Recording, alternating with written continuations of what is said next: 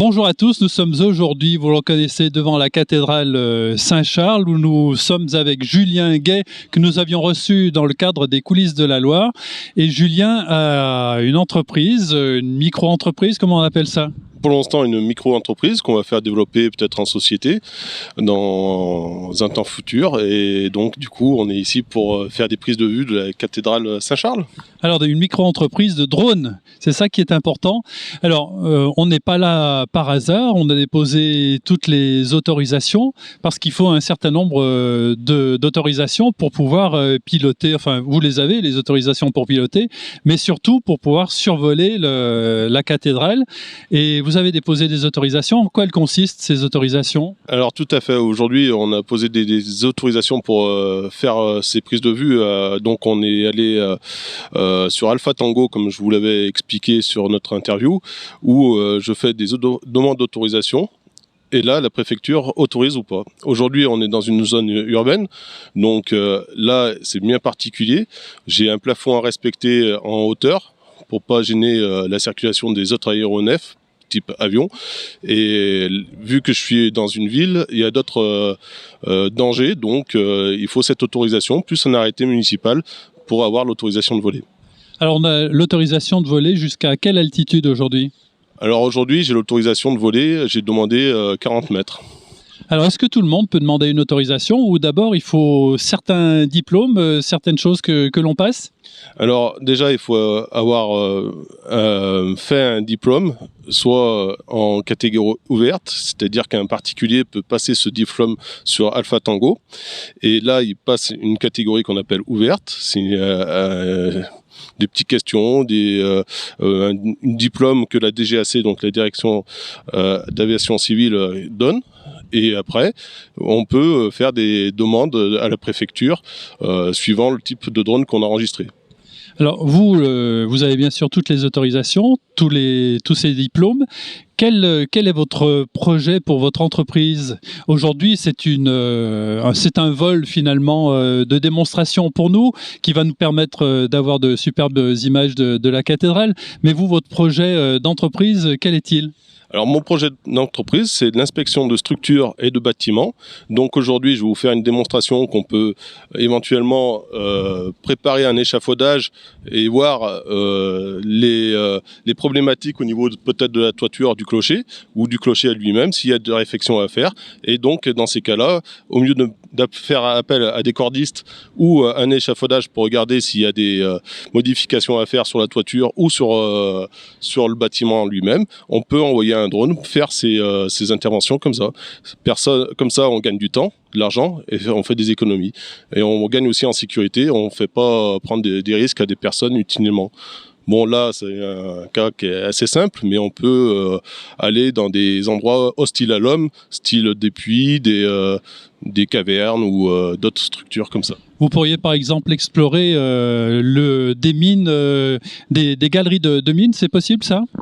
Tout à fait. Alors, j'ai un projet où on va investir dans un drone où justement on va pouvoir entrer dans des milieux confinés comme ça, où justement on pourra avoir une analyse beaucoup plus précise avec ce qu'on appelle un lidar. Ça photographie en numérique le volume et là en plus en 3 dimensions, et on peut rentrer dans des structures hostiles à l'homme, type mine, comme type j'allais dire des cuves remplies de mazout ou d'autres choses, sans avoir appel à un scaphandrier ou prendre des risques à des personnes. C'est un bon outil qui permet effectivement d'éviter de faire prendre des risques à des personnels.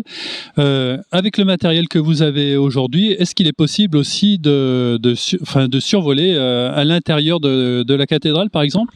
Alors tout à fait, alors après on verra si on aura l'autorisation ou pas. J'ai des protections d'hélice où justement où on peut faire voler ce drone à l'intérieur des bâtiments ou dans des structures, mais après il faut prendre les précautions au maximum, c'est-à-dire qu'on couvre les hélices pour pas que ça abîme par exemple s'il y a des tableaux ou des œuvres d'art, et justement ces protections font qu'on peut voler à l'intérieur. Eh bien, on va vous suivre, Julien, dans cette mission. On va suivre ça avec intérêt et on partagera à nos abonnés les photos, enfin les photos, même les vidéos qui vont être prises tout au long de cette mission. On va vous suivre, bravo à vous, et puis vos coordonnées peut-être pour les gens qui souhaiteraient vous contacter, les entreprises qui souhaitent faire inspecter leur bâtiment ou autre. Alors qu'ils aillent sur mon site xenodrone.fr, on les mettra à la fin du reportage le lien, et sinon qu'ils me laissent sur le contact contact@xenodrone.fr. Contact@xenodrone.fr, c'est bien noté. À tout de suite pour la suite du reportage.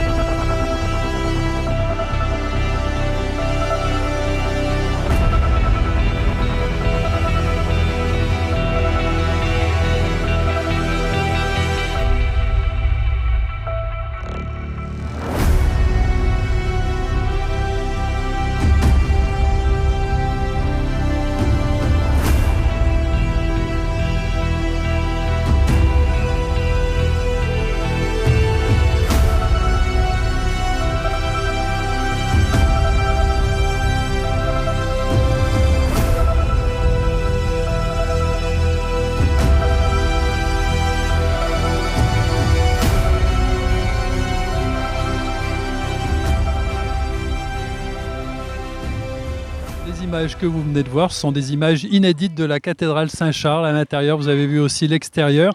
Et puis nous avons eu la chance de rencontrer le père Bruno Martin, qui a accordé une interview exclusive à notre ami Jean-Claude RCF. Qu'est-ce qu'il a dit, notre père Martin ? Eh bien, il a raconté l'histoire de cette cathédrale, une histoire mouvementée, puisque c'est dès les années 1850 qu'on a envisagé de construire une église pour la nouvelle paroisse Saint-Charles. Et en fait, elle n'a été terminée qu'en 1934. Et entre nous, elle est toujours un peu inachevée. Mais vous verrez qu'avec son humour et sa connaissance de l'histoire, il va vous passionner. Vous la découvrirez sous un nouveau jour. Père Bruno Martin, nous sommes dans un lieu, on a beaucoup de chance grâce à vous. Nous sommes à la tribune, juste à côté de l'orgue, dans la cathédrale. Cette cathédrale que vous aimez tant et que vous allez nous faire découvrir. Et votre présentation sera illustrée par des images, là aussi extraordinaires, d'un drone qui a exploré les hauteurs et aussi les bas-côtés de notre cathédrale. Alors cette cathédrale, elle a une histoire bien stéphanoise. Je ne sais pas si je l'aime tant, mais en tout cas, j'y ai passé beaucoup d'heures de ma vie, oui, ça c'est sûr. Écoutez, c'est une particularité quand même étonnante, c'est que nous sommes dans une église du 19e siècle qui a été construite au 20e. Et c'est ça la particularité. En 1830, à partir de 1830, la paroisse Saint-Charles est créée, 1840, la paroisse Saint-Charles est créée parce que la ville de Saint-Étienne s'étend en direction du nord, va absorber la commune de Montaut qui était jusqu'alors commune indépendante, et on veut construire une église. On demande les plans à plusieurs architectes renommés, Desjardins, qui est l'architecte du diocèse, et puis Pierre Bossan, le futur architecte de Fourvière. On rappelle bien sûr qu'il n'y a pas de diocèse de Saint-Étienne, on est dans le diocèse de Lyon. Voilà. Et donc, Bossan dessine les plans d'une église assez vaste, qui fait d'ailleurs les mêmes dimensions extérieures que Fourvière. Il y a moins de hauteur de voûte, mais les dimensions totales de l'abside et au portail sont les mêmes que celles de Fourvière. Alors c'est très bien, mais à partir de là, donc on est en 1860, et il y a un bisbille avec la municipalité du temps, parce que la municipalité dit elle est beaucoup trop grande cette église, on veut bien payer pour une église, mais on est avant 1905. Oui, sous le régime du Concordat, donc la municipalité peut la paroisse dit non, on veut une très grande église, parce que à partir des années 1856, vous savez, quand la préfecture est passée de Montbrison à Saint-Étienne, on a commencé à parler d'un diocèse indépendant de Lyon. Les Montbrisonnais disaient il faut qu'il y ait un diocèse pour que nous, on a perdu notre préfet, mais on veut un évêque. Et les Stéphanois disaient non, maintenant que Saint-Étienne est une ville importante, c'est à Saint-Étienne que doit être l'évêque. Bon. Et du coup, les gens les laïcs à l'époque, c'est pas les curés qui en veulent du diocèse, c'est les laïcs. Et disent on va construire cette église qui deviendra la cathédrale du diocèse. Parce qu'il y a bien la vieille église Saint-Étienne, la grande église, si belle. Alors là, pour le coup, je suis affectivement beaucoup plus attaché, mais on l'appelle la grande parce que c'est la grand-mère, mais pas parce que c'est la plus grande, loin de là. Bon. Bref, voilà. Donc du coup, rien ne se fait. Et avec en plus les luttes de la séparation de l'Église et de l'État, etc., tout traîne jusqu'en 1905. Séparation de l'Église et de l'État. Le terrain avait été donné par la famille Paluat-Besset avec une clause d'affectation, construire une église. Après 1905, la mairie ne peut plus construire des églises puisque c'est la séparation de l'Église et de l'État. Donc, on fait jouer la clause d'affectation pour que le terrain soit rendu au Paluat-Besset, qui le redonne au diocèse, qui commence la construction. Donc, c'est après les procès, etc. La première pierre est posée en 1912. Donc, au fond, près de 60 ans après le démarrage des plans. Bossan est mort, bien sûr. C'est des élèves de Bossan qui vont reprendre en main les travaux, réadapter aussi un petit peu les plans. Et puis, 1912, on a à peine sorti les murs de terre que la guerre de 14 éclate. Donc, on met tout dans la paille, on enveloppe les piliers, etc. Et la construction ne reprend qu'en 1920. Elle n'est pas terminée. Enfin, en 1934, on a fait ce que l'on voit, c'est-à-dire une église pas encore complètement achevée. Quand on voit les photos, les chapiteaux ne sont pas sculptés. Il devait y avoir des mosaïques partout. On en a fait quelques-unes, mais pas voilà. Et puis la crise économique fait que, on en est resté là. On n'a jamais achevé la cathédrale. Il devait y avoir une coupole qui n'a pas été faite, une flèche qui n'a pas été faite, des flèches latérales sur les clochetons qui n'ont pas été faites. On en est là. Et il fallut attendre encore 1971 pour que le diocèse devienne indépendant et qu'effectivement, du coup, cette église soit choisie comme cathédrale. Alors, une cathédrale qui s'aménage aussi au fil du temps, avec des travaux. Il y a eu autour de l'orgue, et puis vous nous avez fait monter tout à l'heure dans le clocher, c'est une vue assez impressionnante, avec les cloches. Et là aussi, c'est une belle histoire toute récente, Oui, cette fois-ci. oui, les aménagements successifs. L'orgue, on est à la tribune de l'orgue, a été construit en 1967. Impressionnant, hein, c'est le 53 jeux, c'est l'un des plus gros instruments de Saint-Étienne, qui offre d'ailleurs des capacités sonores. On a la chance à Saint-Étienne d'avoir de très beaux instruments, un instrument ancien à Notre-Dame, un bel instrument baroque à Saint-Louis, mais celui-là, un cavaille-école mutin à la Grande Église, celui-là est très très bien. Et puis, donc 1967, en 2004, au moment du départ du père Joaton, j'arrivais comme recteur de la cathédrale, et le père Joaton me dit, il faut que tu me fasses faire le caveau des évêques. Parce que c'est l'usage que les évêques sont enterrés dans leur cathédrale. Je dis, mon père, je ne suis pas pressé de vous y enterrer dedans, mais bien sûr, mais je pense quand même qu'avant de faire un caveau, ça serait bien de faire une cathèdre, le siège de l'évêque, convenable, parce qu'on n'avait qu'un aménagement provisoire. Donc c'est à ce moment-là que j'ai fait faire la cathèdre qui est au fond, qu'on voit derrière l'autel. On a eu la chance de retrouver les mêmes marbres que ceux qui avaient servi en 1930 pour... oui, parce que quand on le voit, on a vraiment l'impression que ça a été fait en même temps. Oui, et c'est le petit-fils du marbrier de 1934 qui a fait la cathédrale.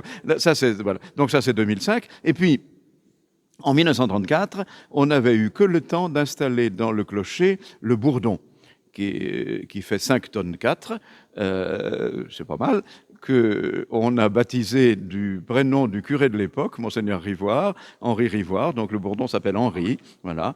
Et puis à côté, il y avait des petites cloches récupérées de l'ancienne église, qui était rue Émile Combes, et qui ne donnait pas un son très, très désagréable. Et quand, l'an dernier, on a fermé au culte l'église de la Nativité, qui est en dessous du cimetière du Crêt-de-Roc, et fermé au culte parce qu'elle est inaccessible, l'accessibilité handicapée était impossible, bon, il y avait pratiquement plus de culte depuis des années. Du coup, mais dans l'église de la Nativité, il y avait un très beau carillon des cloches du 19e siècle, fondu à Lyon, chez Burdin, et d'accord avec l'évêque, on a demandé à monsieur le maire s'il était d'accord pour qu'on récupère une partie de ces cloches, parce qu'il y en avait 6, on en a récupéré 3. Et monsieur le maire a été d'accord, et donc nous avons pris à notre charge, évidemment, le transfert et l'installation dans le clocher, qui était fait pour un carillon de 8 cloches.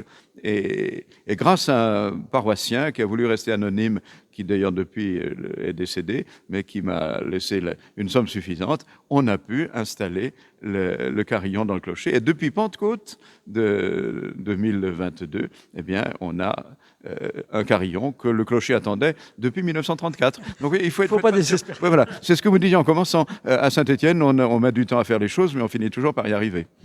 Alors cette cathédrale, tout le monde se l'est appropriée maintenant. C'est vraiment là où se rassemblent dans quelques jours pour la messe chrismale, par exemple, les représentants de l'ensemble du diocèse. Elle est relativement fonctionnelle quand même, une taille suffisamment importante. Maintenant, la sono est de bonne qualité pour le culte. C'est bon. Oui, alors je vais vous dire quelque chose qui restera entre nous, évidemment, parce que c'est pas politiquement correct, mais le fait que la cathédrale appartienne au diocèse, c'est évidemment un gros poids financier. Mais ça présente un avantage considérable, c'est qu'on a pu l'aménager comme on a voulu, et je n'ai pas eu besoin de passer par les services du patrimoine, l'administration des monuments historiques, etc., etc. Et d'ailleurs, il y a quelque temps, un ancien ABF m'avait dit « Oh, ce serait intéressant de la classer, de l'inscrire. » Vous n'avez pas fait de zèle excessif. Je n'ai pas fait de zèle excessif parce que voilà, on a pu. Le chœur est très bien. Le chœur est magnifique. Le chœur est très bien aménagé, très fonctionnel pour toutes les grandes cérémonies diocésaines. Et quand je vois les problèmes qu'ont mes confrères recteurs de cathédrales qui appartiennent à l'État, monuments historiques, alors évidemment c'est des cathédrales prestigieuses, mais dès qu'il faut changer, déplacer l'ambon ou le siège du célébrant, il faut 6 ans. L'accord du ministre, quoi. Il faut 6 ans de tractation. Oh, l'accord du ministre. Si, on peut l'avoir, l'accord du ministre. Mais ça change rien parce qu'après, il faut passer par les 15 bureaux différents qui... Non, là, et de fait, elle est fonctionnelle. Il y a eu il y a quelque temps une souscription pour pour le toit qui était quand même en pas très bon état. Ça entraîne des frais, mais les gens sont généreux parce que c'est leur cathédrale. Il y a quelque temps, enfin c'était à la fin des années 90 hein, quand même, oui, ça fait déjà quelque temps, oui, tout à fait, oui, mais... et d'ailleurs, je pense aussi, parce que j'ai commencé à avoir des heures de vol, et il y a très longtemps que je suis dans le centre-ville, quand je suis arrivé comme vicaire ici en 1988, c'était encore l'église Saint-Charles, la paroisse Saint-Charles. Bon, accessoirement, c'était la cathédrale, mais l'identité paroissiale était encore très forte. Et avec le temps, eh bien, je constate maintenant que les Stéphanois disent la cathédrale. Au bout de 50 ans d'existence du diocèse, on a quand même pris conscience qu'il y avait une cathédrale à Saint-Étienne. Alors on va la voir sous tous ses angles grâce au drone. Et puis on peut signaler aussi quand même l'éclairage, même s'il est un petit peu restreint maintenant pour des raisons d'économie, mais l'éclairage de la façade le soir qui la met bien dans... Elle a de l'allure quand même, cette façade. Oui. C'est-à-dire qu'il y a aussi une particularité, pour le coup très, très stéphanoise, c'est que la place Jean Jaurès, place Marengo, pour traduire en stéphanois, présente cette particularité rare d'avoir les trois monuments, la mairie, la préfecture et en troisième côté la cathédrale. Donc voilà, là aussi, il y a quelques années déjà, 3-4 ans, c'est avant le Covid, la mairie m'a suggéré, m'a demandé si on était d'accord pour mettre en lumière la façade, et j'avoue que ça donne un petit plus à la place Jean Jaurès. Ça avait déjà commencé, alors il y a maintenant presque 20 ans, quand on a refait aussi le parvis. Puisqu'à l'époque, l'ancien parvis était fermé sur la place. Enfin, il y avait une barrière. Et on avait donné l'autorisation à l'époque d'ouvrir complètement, de manière à ce qu'il y ait une continuité entre la façade de la cathédrale et le reste de la place Jean Jaurès, ce qui est dernière question, c'est un lieu voilà, qui a une histoire, mais c'est aussi un lieu vivant, habité. Il y a très souvent des gens qui passent, qui viennent prier, qui passent un moment. Ce besoin finalement de calme, de silence et de paix, il est toujours au cœur de nos contemporains. Oui, je pense. Et effectivement, un de mes vieux confrères qui s'occupait de la commission d'art sacré à Lyon me disait souvent, vous savez, Père, il faut que nos églises soient des espaces de bienveillance. L'expression est très juste, parce qu'effectivement, dans un monde un peu agité, voilà, que les gens puissent entrer, trouver un lieu de silence, de paix, de sérénité, c'est une bonne chose. J'avais été frappé aussi par la réflexion d'un maire d'une petite commune, enfin une petite commune, non, d'une commune importante, de la périphérie de Saint-Étienne, ces communes qui ont poussé comme des champignons, etc., où dans cette commune, je peux dire c'est à Bonson, il y a une petite chapelle romane très, très belle. Et elle avait pèlerinage le 8 septembre. Elle avait été restaurée il y a peut-être aussi une vingtaine d'années. Et le maire de l'époque m'avait dit, j'ai dit, merci, vous mettez de l'argent dans cette chapelle. Il m'a dit, vous savez, dans cette commune, c'est le seul point où les gens peuvent aller gratuitement rentrer et avoir un espace de silence, de paix, de sérénité. Je trouve que c'est aussi bien que si je faisais construire un supermarché. Et il y a en plus une superbe vierge de Michel Granger, le Rouennais, qui est vraiment, et qui s'accorde très bien. Tout à fait, elle est moderne, mais elle va très bien dans le cadre. Donc voilà. Écoutez, merci de cette visite. Merci à Jean-Marc qui va jalonner notre entretien avec ses vues de drone. Et on est heureux de vous avoir fait vivre ce moment. Nous, on a eu la chance de monter dans les combles. On vous y fera monter par l'image tout à l'heure. Merci. Et à bientôt dans la cathédrale. Merci.